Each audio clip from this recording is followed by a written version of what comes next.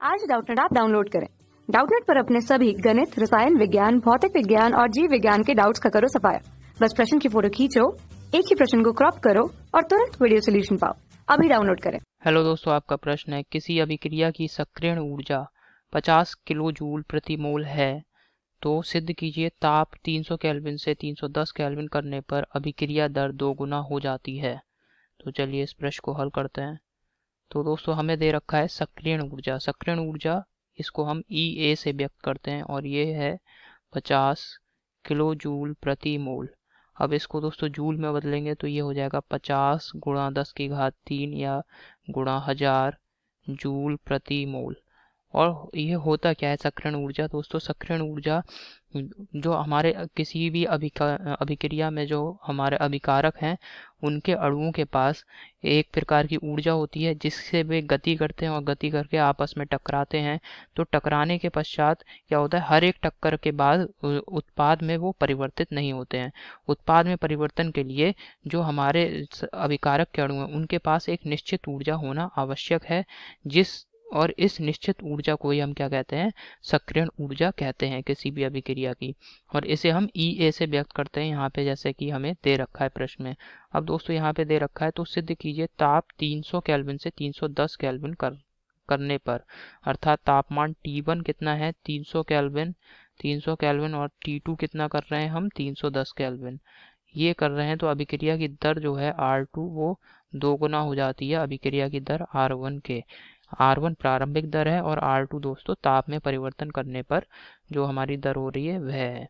तो यहाँ पे दोस्तों जो आर्हीनियस का सक्रियण ऊर्जा के लिए समीकरण था उसका प्रयोग करेंगे। ये समीकरण है log K2 बटे K1 बराबर EA बटे 2.303 गैस नियतांक R गुणा 1 बटे T1 माइनस 1 बटा T2।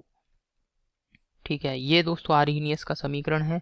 अब यहाँ पे K2 और तापमान T2 के संगत हमें दर के लिए बताना है।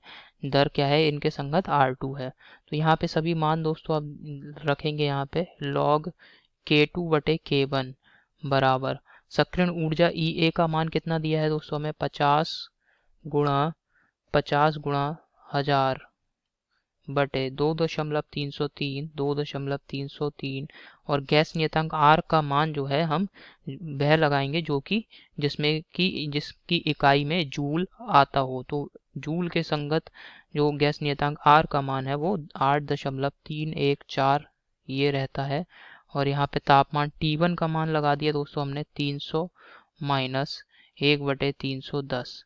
तो ये दोस्तों समीकरण है, इसको हमें हल करना है। तो ये हो जाएगा log K2 बटे K1 बराबर, यहाँ पे दोस्तों इसको हल करेंगे तो ये आ रहा है हल करने पे 2611.355 गुणा 310 माइनस 300 बटे 300 गुणा 310।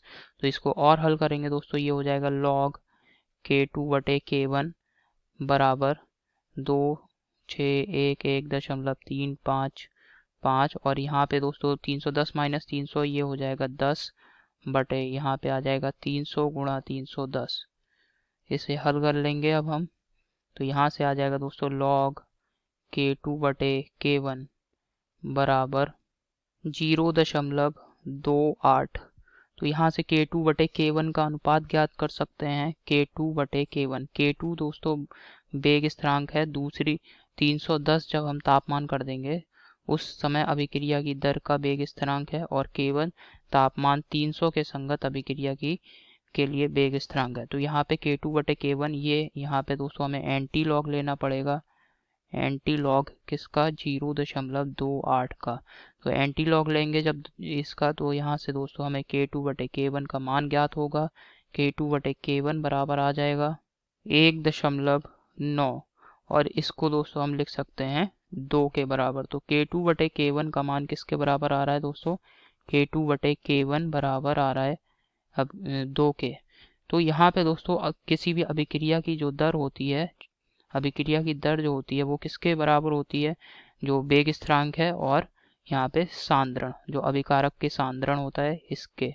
तो यहाँ पे अभिक्रिया की दर इसी प्रकार लिखते हैं हम। तो यहाँ पे चूंकि अभिक्रिया जो है उसमें हम क्या कर रहे हैं, केवल और केवल ताप में परिवर्तन कर रहे हैं। ताप में परिवर्तन जब भी करेंगे तो किस में परिवर्तन होगा, वेग स्थिरांक में परिवर्तन होगा। सांद्रण तो क्या रहेगा, स्थिर रहेगा। तो अभिक्रिया में ताप में परिवर्तन करेंगे तो सांद्रण तो क्या रहेगा, स्थिर रहेगा, क्योंकि सांद्रण कब बदलेगा, जब हम यहाँ पे अभिकारकों की मात्रा मतलब बाहर से अभिकारक की मात्रा और बढ़ाएं। तो ऐसा तो हम नहीं कर रहे हैं, हम क्या कर रहे हैं, केवल ताप में परिवर्तन कर रहे हैं किसी और अभिक्रिया केवल एक ही अभिक्रिया है, उसमें हम ताप में परिवर्तन कर रहे हैं। तो ताप में परिवर्तन से केवल सांद्रण में परिवर्तन होगा। तो सांद्रण में परिवर्तन होगा तो यहाँ पे हम लिख सकते हैं अभिक्रिया 310 केल्विन के संगत अभिक्रिया की दर R2 है और 300 केल्विन के संगत अभिक्रिया की दर R1 है। तो इसके संगत दोस्तों अभिक्रिया की दर K2 बटे K1 ये हम लिख सकते हैं, क्योंकि यहाँ पे अगर हम सांद्रण अभिक्रिया 2 के लिए सांद्रण लिखेंगे और बटे अभिक्रिया 1 के लिए सांद्रण लिखेंगे तो दोनों के मान समान रहेंगे, तो वो कट जाएंगे। तो इस वजह से उनको हमने यहाँ पे नहीं लिखा है। तो यहाँ पे K2 बटे K1 को हम क्या लिख सकते हैं, R2 बटे R1। तो यहाँ इस समीकरण में से ये जो समीकरण है एक, इस समीकरण से हम क्या करेंगे, K2 बटे K1 को क्या लिख देंगे, R2 बटे R1। तो ये हो जाएगा R2 बटे R1 बराबर 2। तो यहाँ से R2 बराबर 2 गुणा R1। तो आप यहाँ से देख सकते हैं कि जो तापमान 310 था उसके संगत जो अभिक्रिया की दर R2 है, वो तापमान जो 300 था उसके संगत अभिक्रिया की दर क्या थी, R1, उसकी कितनी हो गई है, 2 गुनी हो गई है। तो यहाँ से यह सिद्ध हो रहा है, अतः सिद्ध हुआ। तो यही हमारे प्रश्न का उत्तर है। तो आशा करता हूँ दोस्तों आपको समझ में आया होगा ये। धन्यवाद। कक्षा 6वीं से 12वीं से लेकर नीट, IIT, JEE वो एडवांस के लेवल तक 1 करोड़ से ज्यादा छात्रों का भरोसा। आज ही डाउनलोड करें डाउटनेट ऐप या व्हाट्सएप करें अपने सारे डाउट्स 8400 400 400 पर।